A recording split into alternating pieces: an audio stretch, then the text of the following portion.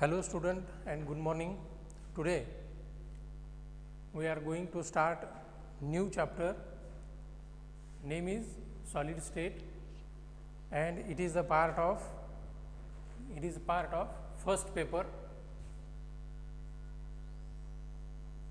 solid state है ना. Chapter number 1. ह्या चॅप्टरमध्ये आता बऱ्याच गोष्टी आपल्याला सॉलिडच्या बाबतीत बघायच्या आहेत. त्यांच्या प्रॉपर्टीज असतील है ना, वेरियस टाइप्स ऑफ प्रॉपर्टीज असतील. ह्या सगळ्या गोष्टी बघत असताना 11th स्टँडर्डमध्ये आपण जनरली मॅटरचे जनरल टाईप 3 टाईपमध्ये आपण कॅटेगराईज करतो आणि त्या 3 टाईपला कॅटेगराईज करत असताना आपण 3 टाईप कोणते म्हणलेत की सॉलिड, लिक्विड आणि गॅस असे 3 पॉईंट्स आपण काय केलेले आहेत त्याच्यामध्ये बघितलेले आहेत.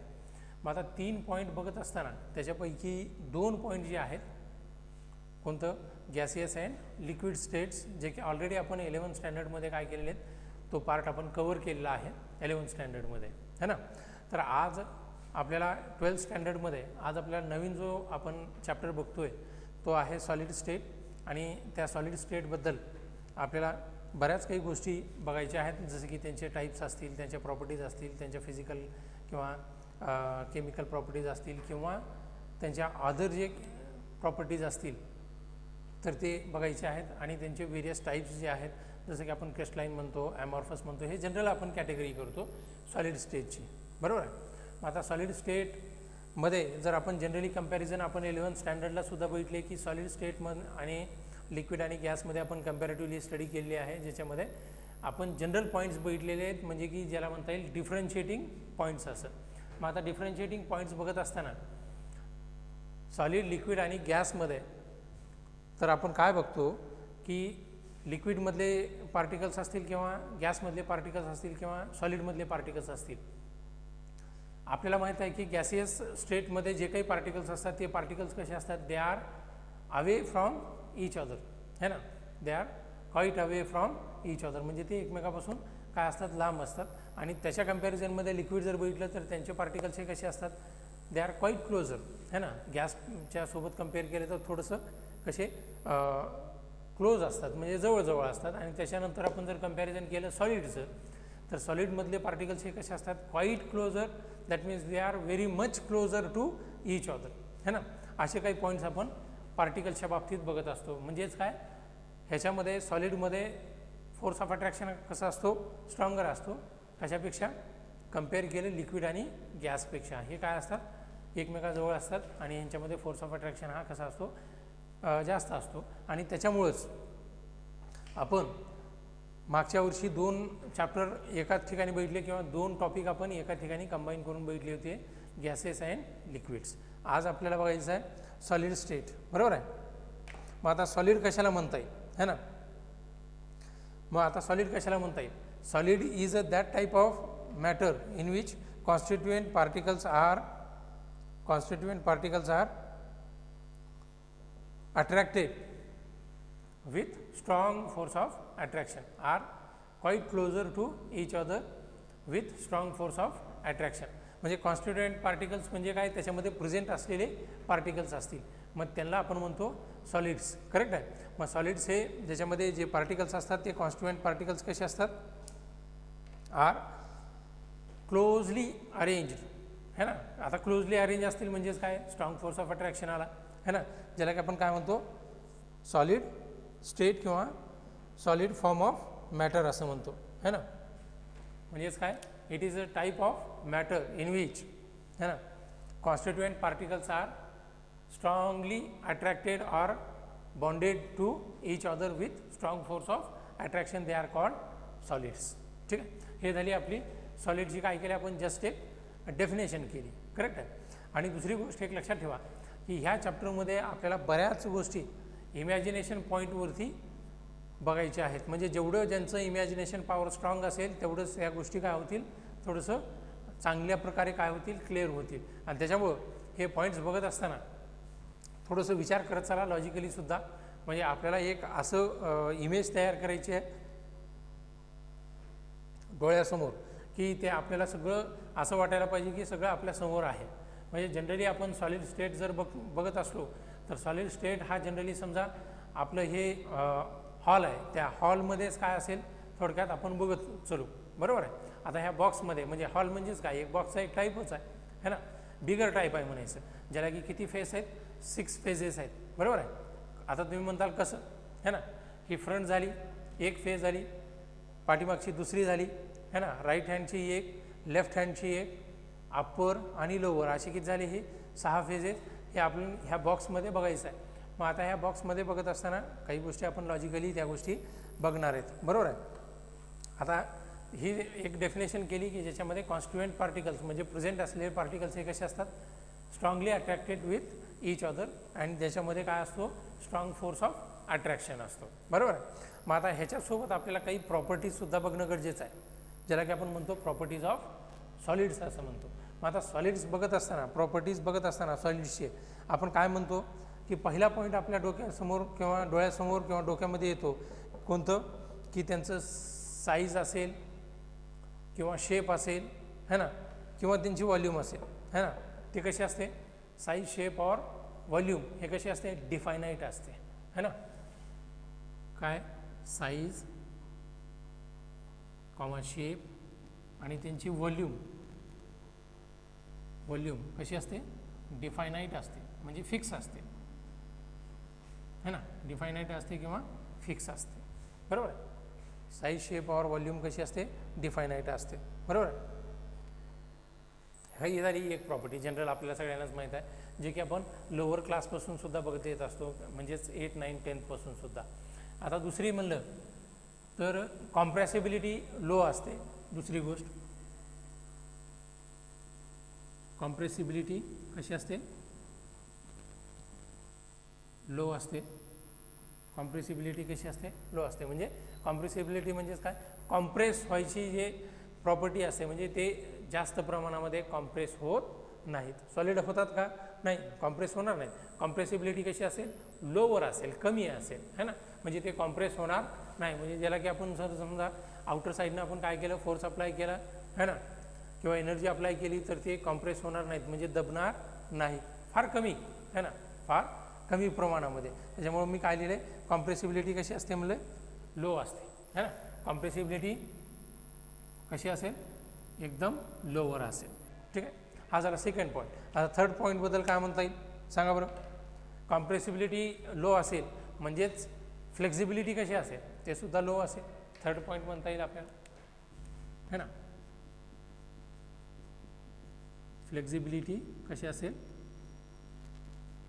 लो असेल, म्हणजे ते फ्लेक्झिबल जवळपास नसतं, फारच कमी, है ना, ज्याला की आपण फ्लेक्झिबिलिटी काय म्हणलं, लो असते, बरोबर आहे. हे झाले 3 पॉईंट, बरोबर आहे. आता त्याच्यानंतर आपण पुढचा पॉईंट म्हणू शकतो डिफ्युजन, है ना, म्हणजे डिफ्यूज होत नाहीत. फोर्थ पॉईंट काय म्हणू शकतो, डिफ्युजन कसा असतो, लो असतो, म्हणजे ते डिफ्यूज होणार नाहीत, है ना, म्हणजे लिक्विडमध्ये लवकर किंवा जास्त प्रमाणामध्ये कन्वर्ट होत नाहीत. हा एक पॉईंट झाला, फोर्थ पॉईंट. नेक्स्ट आहे ज्यांचं की सॉलिडमध्ये fifth point, melting point and boiling point कसा असेल, हाय असेल. मेल्टिंग पॉईंट आणि बॉइलिंग पॉईंट कसा असेल, हायर असेल.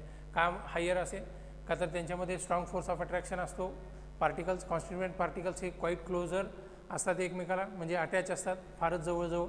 म्हणजे ज्यांच्यामध्ये स्पेस जो असतो, ज्याला की आपण व्हाईट स्पेस म्हणतो, किंवा स्पेस जो असतो तो फारच काय असतो, कमी असतो, आणि त्याच्यामुळं त्यांना मेल्टिंग पॉईंट आणि बॉइलिंग पॉईंट कसा असेल, जास्त असेल, म्हणजे एनर्जी कशी लागेल, जास्त लागेल. त्याच्यामुळे आपण काय लिहिलं आहे त्याच्यामध्ये, melting point and boiling point कसा असेल, हायर असेल, बरोबर आहे ना.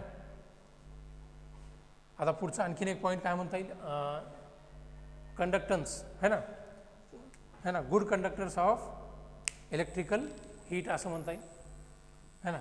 कंडक्टर्स ऑफ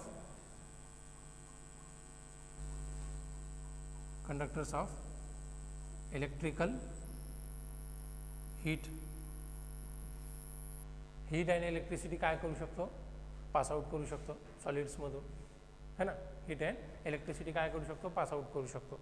हे काही जनरल पॉईंट्स आहेत जे की आपण ऑलरेडी लोअर क्लासेसमध्ये बघितलेलेच आहेत, जे की मी फक्त काय केलेत रिवाईज केलेले आहेत. बरोबर आहे. हे काही पॉईंट्स झाले म्हणजे ज्याच्यामध्ये आपण सॉलिड्सच्या बाबतीत काही पॉईंट्स बघितले. ठीक आहे, हा झाला एक पॉईंट. आता जनरली लक्षात घ्या की सॉलिड स्टेटला किंवा सॉलिड फॉर्ममधल्या मॅटरला आपण काय करतो की दोन टाईपमध्ये काय करतो, त्याला डिवाईड करतो. सॉलिड्सला किती टाईपमध्ये डिवाईड करतो आपण? जनरली दोन टाईपमध्ये डिवाईड करत असतो. ठीक आहे, इकडच्या साईडला एक लिहितो आणि इकडे एक लिहितो. बरोबर आहे. त्याच्यामध्ये एक टाईप आपण काय बघतोय,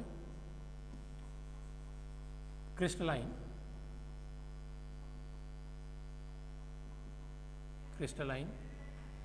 है ना, क्रिस्टलाइन सॉलिड.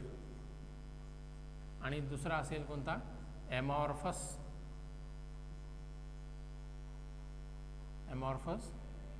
सॉलिड. ठीक आहे. आता हे दोन टाईपमध्ये आपण काय केले, सॉलिड्सला क्लासिफाय केलं. बरोबर आहे. आता क्रिस्टलाइन सॉलिड आणि ॲमॉर्फस सॉलिडमध्ये काय फरक असेल हे आपण डिफरन्शिएटिंग पॉईंट्स ह्या दोघांमध्ये सुद्धा आपण बघूया. ठीक आहे ना. आता एक लक्षात घ्या, क्रिस्टलाइन सॉलिड्स म्हणजेच काय, regular arrangement of constituent particles for long range असं म्हणूया आपण. इथे लिहितो मी, regular arrangement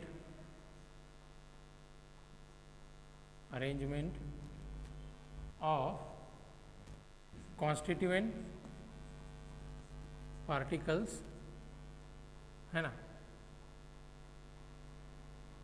for long range. म्हणजे कॉन्स्टिट्युएंट पार्टिकल्स म्हणजे काय, कसं म्हणता येईल कॉन्स्टिट्युएंट पार्टिकल. फॉर एक्झाम्पल समजा की मी इथं दोन टाईपचे काय करतो, पार्टिकल्स काढतो. हा एक आहे समजा. ठीक आहे, हा दुसरा काढला, हा तिसरा आहे, हा चौथा काढला. ठीक आहे. आता हे दोन टाईपचे आपण वेगवेगळे पार्टिकल एकत्रित आलेत असं दाखवतोय है ना. एक डार्कमध्ये आणि एक रेग्युलरमध्ये आपण काय केले, सर्कल केलेला आहे है ना. ठीक आहे. आता इथं पहा, हा पार्टिकल हा असेल, हा असेल,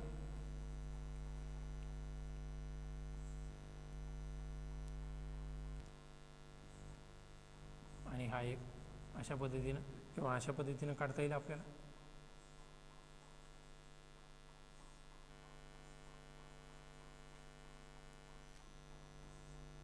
बरोबर आहे. आता ह्याच्यामध्ये कॉन्स्टिट्युएंट पार्टिकल आता तुम्ही जर बघितलात, अरेंजमेंट कशी आहे पहा, रेग्युलर अरेंजमेंट आहे है ना. एक पार्टिकल, त्याच्यानंतर लगेच डार्क पार्टिकल आहे रेग्युलर, त्याच्यानंतर डार्क फॉर्ममध्ये केलेलं.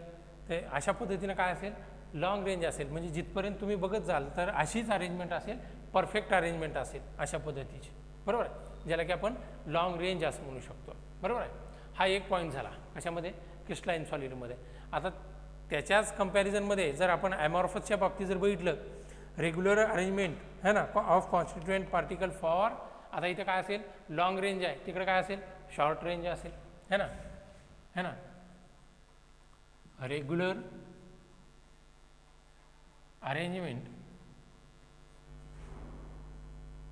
रेग्युलर अरेंजमेंट है ना ऑफ कॉन्स्टिट्युएंट पार्टिकल्स है ना फॉर शॉर्ट रेंज. म्हणजे अरेंजमेंट असेल पण कशी, शॉर्ट रेंजमध्ये. म्हणजे इथं आपण जसं क्रिस्टलाइन सॉलिडमध्ये बघतोय की एकाच्या नंतर एक पार्टिकल्स काय डिफर आहेत आणि त्यांची अरेंजमेंटसुद्धा कशी आहे, परफेक्ट आहे, एकाच्या सोबत एक आहे. बरोबर आहे. ही लॉंग रेंज झाली. आता शॉर्ट रेंज म्हणजे काय, समजा अशा पद्धतीनं असेल, हे पार्टिकल्स असतील, त्याच्यानंतर काहीतरी अशा पद्धतीचे असतील किंवा असे असतील. बरोबर आहे. किंवा अशा पद्धतीचे असतील ज्याच्यामध्ये काहीही परफेक्टली नसणार आहे. बरोबर आहे. ठीक आहे, अशा पद्धतीचे असतील. करेक्ट. ठीक आहे. हे असे म्हणजे आता ह्याच्यामध्ये परफेक्ट ऑर्डर आहे का, नाही है ना. कसे आहे, सगळे चेंज झालेले आहेत, कशाही पद्धतीनं अरेंज आहेत. बरोबर आहे. ह्याला म्हणायचं शॉर्ट रेंज ऑर्डर. म्हणजे कॉन्स्टिट्युएंट पार्टिकल आपल्याला एकाच्या नंतर एक बरोबर परफेक्ट मॅनरमध्ये दिसणार नाहीत है ना, ज्याला की आपण शॉर्ट रेंज म्हणतो. कुठं दिसेल कुठं दिसणार नाही, बरोबर आहे, कुठं दिसेल कुठं दिसणार नाही, अशा पद्धतीचं असेल, ज्याला की आपण शॉर्ट रेंज असं म्हणतो, बरोबर आहे. पुढचा पॉईंट हा झाला एक पॉईंट. ह्यालाच आपण क्रिस्टलाइन सॉलिडला आपण म्हणतो ट्रू सॉलिड्स. काय म्हणतो? True solids. काय म्हणतो? ट्रू सॉलिड्स, है ना. आता ह्याला काय म्हणतो? सुडो सॉलिड्स असं म्हणायचं. काय म्हणायचं ह्याला? सुडो सॉलिड किंवा सुपर कूल्ड लिक्विड्स असं सुद्धा म्हणता येईल. काय म्हणता येईल? सुडो सॉलिड और सुपर काय असतील? सुपर कूल्ड लिक्विड्स असं सुद्धा म्हणता येईल. सुपर कूल्ड लिक्विड्स किंवा स्युडो सॉलिड्स, है ना. स्युडो सॉलिड्स असं लिहा, स्युडो सॉलिड्स. हे दोन पॉईंट झाले आपले, बरोबर आहे. आता ट्रू सॉलिड्स म्हणजे काय? की ज्याच्यामध्ये कॉन्स्टिट्युएंट पार्टिकल हे कसे असतील? करेक्ट मॅनरमध्ये असतील आणि त्याच्यामध्ये दुसऱ्या काही इम्प्युरिटीज नसणार आहेत, ज्याला की आपण ट्रू सॉलिड्स असं म्हणू. आणि सुपर कूल्ड लिक्विड किंवा सुडो सॉलिड्स म्हणजे काय? अरेंजमेंट एकतर कशी आहे, है ना, कुठं रेग्युलर दिसते कुठं इरेग्युलर दिसते, त्याच्यामुळे आपण काय लिहिले? त्याला शॉर्ट रेंज लिहिले, है ना, शॉर्ट रेंज लिहिले, बरोबर आहे. आणि ॲमॉर्फस सॉलिड्सलाच जर समजा आपण काय केलं? हीट केलं तर ते काय होतील, है ना, हीट केले आणि हीट केल्यानंतर ते लिक्विडमध्ये कन्वर्ट होतात. पण ज्यावेळेस टेम्परेचर काय होतो? व्हॅरी होतो किंवा बदल होतो, तर ते परत काय होतात? लिक्विड फॉर्ममधून काय होतात? सॉलिड फॉर्ममध्ये येतात, बरोबर आहे. जसं फॉर एक्झाम्पल समजा ग्लास आहे, है ना, ग्लास हा आपल्याला सॉलिड दिसतो, नो डाऊट, बरोबर आहे. तो कशाचं एक्झाम्पल आहे? ॲमॉर्फस सॉलिडचा ग्लास जे आपण म्हणतो काच, है ना.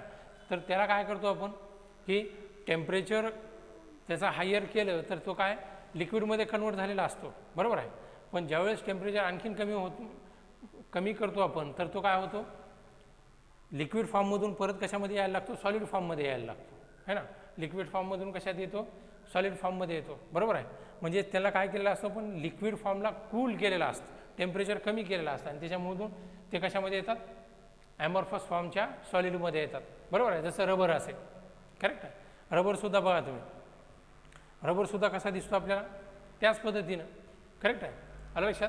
हे झाले ट्रू सॉलिड्स. आता ह्यांचं काय असेल? मेल्टिंग आणि बॉइलिंग पॉईंट एक स्पेसिफिक असतो ट्रू सॉलिड्सचा आणि ह्यांचं कसा असतो? व्हॅरी होतो, है ना. Is in the range between. For example समजा एखाद्या आपण रबर घेतलं किंवा ग्लास घेतला तर त्यांचं टेम्परेचर काय असतो? व्हेरी होत असतो. म्हणजे समजा एक एक्झाम्पल देतोय की 100 ते किती 200 डिग्रीच्या मध्ये ते कुठंही काय होतात? चेंज होत असतात. त्याच्यामध्ये ते लक्षात येईल आपल्याला, बरोबर आहे. हे झाले दोन, बरोबर आहे. मग ह्याच्यात काय लिहिता येईल? पुढचा पॉईंट मेल्टिंग पॉईंट कसा असेल? मेल्टिंग पॉईंट शार्प असेल. मेल्टिंग पॉईंट कसा असेल? शार्प. म्हणजे त्याच मेल्टिंग पॉईंटला काय होतील? ते मेल्ट व्हायला लागतील, बरोबर आहे. त्याच्यामुळे मेल्टिंग पॉईंट कसा असेल? शार्प असेल, बरोबर आहे. आणि तिकडं काय असेल सांगा बरं? व्हॅरी होईल, है ना. हिअर मेल्टिंग पॉईंट व्हॅरीज, बरोबर आहे. समजा इकडं 120 डिग्रीला होत असेल एक्झॅक्ट, तर इकडं काय होईल? व्हॅरी होईल, म्हणजे चेंज होईल. म्हणजे इथं मेल्टिंग पॉईंट काय होईल? व्हॅरी होईल. म्हणजेच कसं? चेंजेस. म्हणजे समजा 120 ते 200 डिग्री लागत असेल फॉर एक्झाम्पल, अशा पद्धतीने असेल, म्हणजे तो बदल होणार आहे, बरोबर. ठीक आहे. Is in the range of असं एक एक्झाम्पलसाठी लिहिले मी, बरोबर. एक लक्षात आलं. म्हणजे ह्यांचा मेल्टिंग पॉईंट हा फिक्स नसतो, है ना. क्रिस्टलाइन फॉर्मचा मेल्टिंग पॉईंट हा फिक्स असतो, ॲमॉर्फस फॉर्मचा मेल्टिंग पॉईंट हा फिक्स नसतो.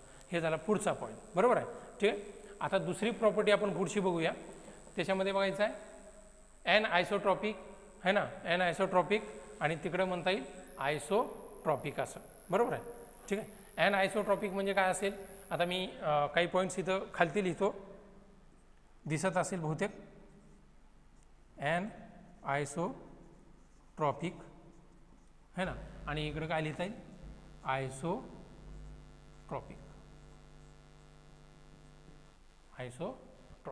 अशा दोन, बरोबर आहे. आयसोट्रॉपिक, एन आयसोट्रॉपिक ह्याचा नेचर असेल, त्याचा आयसोट्रॉपिक काय असेल? नेचर असेल, बरोबर आहे.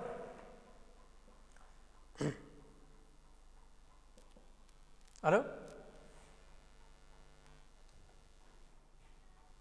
म्हणजे ह्याच्यामध्ये आता लक्षात घ्या फिजिकल प्रॉपर्टीज, है ना.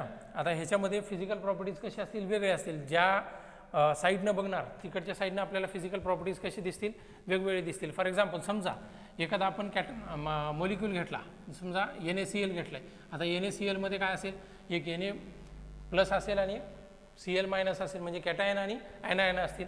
समजा हा कॅटायन असेल तर ॲनायन, कॅटायन, परत ॲनायन, कॅटायन, परत ॲनायन, अशा पद्धतीनं चलत राहील. बरोबर आहे. मग आता ह्याच्यामध्ये जर ह्या रेंजमध्ये जर बघितलं आपण किंवा ह्या साईडनं जर बघितलं तर आपल्याला काय दिसतोय, ॲनायन कॅटायन, ॲनायन कॅटायन, ॲनायन कॅटायन अशा पद्धतीने दिसत चालला आहे. बरोबर आहे, ह्या पद्धतीने. बरोबर आहे. आता ह्याच्या प्रॉपर्टीज काय असतील, डिफरंट असतील, है ना. ह्याच्या प्रॉपर्टीज कशा असतील, फिजिकल प्रॉपर्टीज डिफरंट असतील. पण जर आपण जर रेंज चेंज केली, है ना, जर समजा असं बघितलं आपण, काय दिसतोय, ह्याच्या प्रॉपर्टीज कशा असतील, वेगळे असतील. का तर ॲनायन कॅटायनच्या प्रॉपर्टीज वेगळे असणार आहेत सगळे एका साईडनं जर बघितलं तर. बरोबर आहे. पण जर समजा फक्त आपण काय केलं, ॲनायन किंवा कॅटायन घेतलं, ॲनायन किंवा कॅटायन घेतलं. आता एका समजा ह्याला कॅटायन जर म्हणलं तर कॅटायनच्या नंतर परत कॅटायन, कॅटायनच्या नंतर परत कॅटायन जर असेल तर ह्याच्या प्रॉपर्टीज कशा असतील, वेगळ्या असतील. ह्याच्या प्रॉपर्टीज कशा असतील, डिफरंट असणार आहेत. आणि ह्याच्या प्रॉपर्टीज कशा असतील पहा बरं, डिफरंट असणार आहेत का, डिफरंट. बरोबर आहे, असणारेच आहेत ऑब्व्हियसली. का तर कॅटायनच्या नंतर कॅटायन किंवा ॲनायनच्या नंतर ॲनायन जर असतील तर त्यांच्या प्रॉपर्टीज, फिजिकल प्रॉपर्टीज कशा असतील, डिफरंट.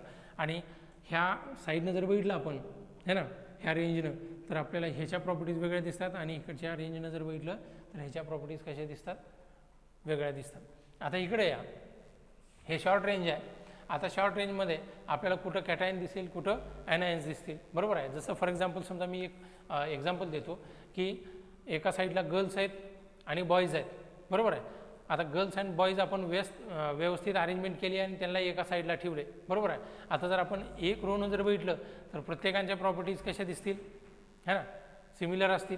पण जर आपण रेंज किंवा त्यांची साईड जर बदलली, अशा पद्धतीने बघितलं तर प्रॉपर्टीज वेगळ्या असतील. बरोबर आहे, है ना.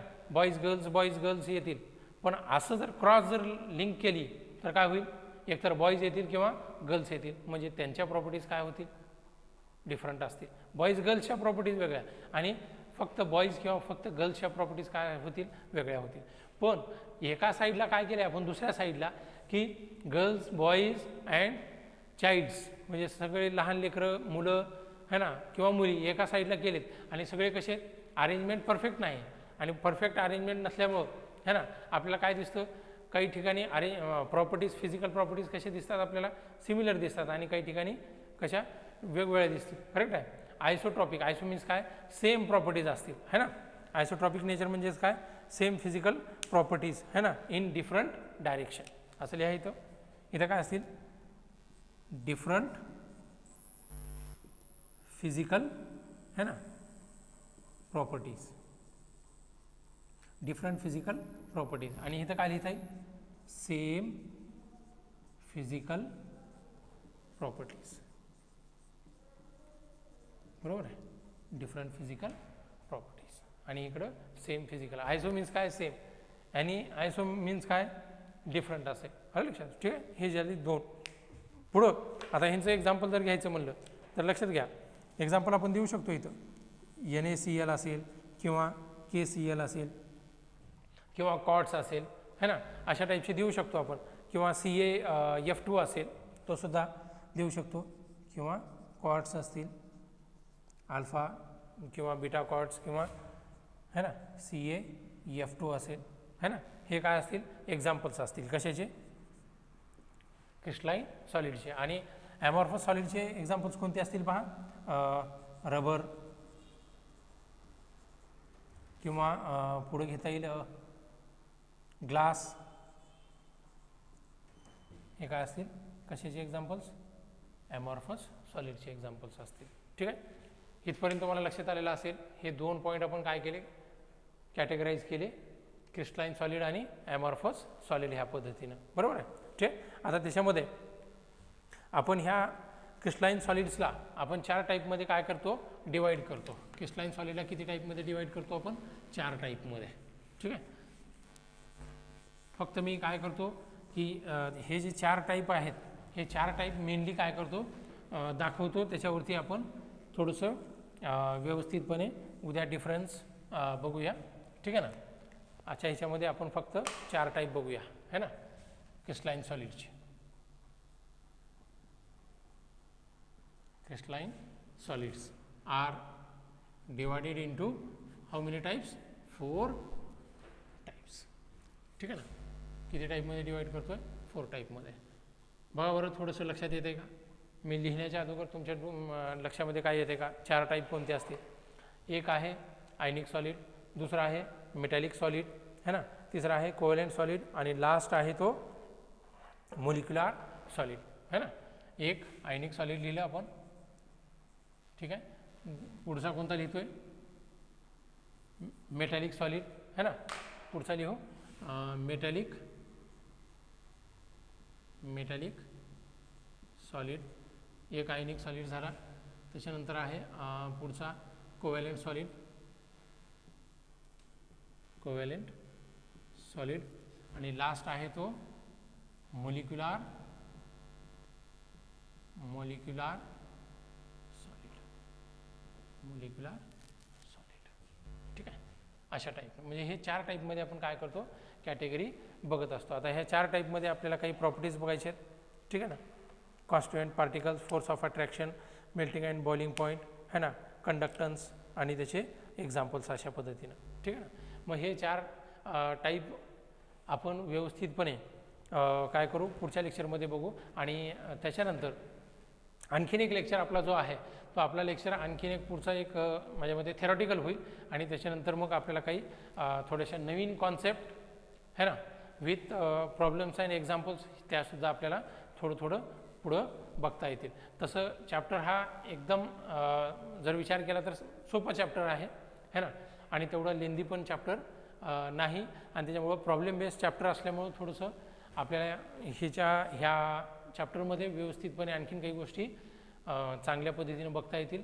आणि आपल्या सिलेबसपैकी दिलेल्या सिलेबसपैकी सॉलिड स्टेट, त्याच्यानंतर इलेक्ट्रोकेमिस्ट्री, केमिकल कायनेटिक्स असे काही चॅप्टर्स आहेत ज्याच्यावरती प्रॉब्लेमॅटिक पार्ट आहेत. त्याच्यामुळंच आपल्या जो टोटल सिलेबसचं जर बघितलं है ना जवळपास एक 15 मार्काचं जर बघितलं आपण आउट ऑफ 70 तर 15 मार्काचे जवळपास काय असतात प्रॉब्लेम्स असतात. त्याच्यामुळं ह्या प्रॉब्लेम्सवरती व्यवस्थितपणे लक्ष ठेवा आणि काळजीपूर्वक आपण त्यावेळेस बघूयातच. ठीक आहे ना. त्याच्यामुळं इम्पॉर्टंट पार्ट आहे. त्याच्यामुळं काळजीपूर्वक करत चला. आणि हे इंट्रोडक्टरी पार्ट असल्यामुळं थोडंसं थेरॉटिकल पार्ट असल्यामुळं तेवढ्या काही माझ्या मते अडचणी येणार नाहीत. तर इथं आपण काय करूया की हा पॉईंट इथं स्टॉप करू. आणि हे जे 4 पॉईंट आपण कॅटेगराईज केलेत क्रिस्टलाइन सॉलिडचे ते नेक्स्ट लेक्चरपासून काय करू आपण कंटिन्यू करू. ठीक आहे. इथंच आपण आज हा लेक्चर आपला काय करू थांबवू. ओके.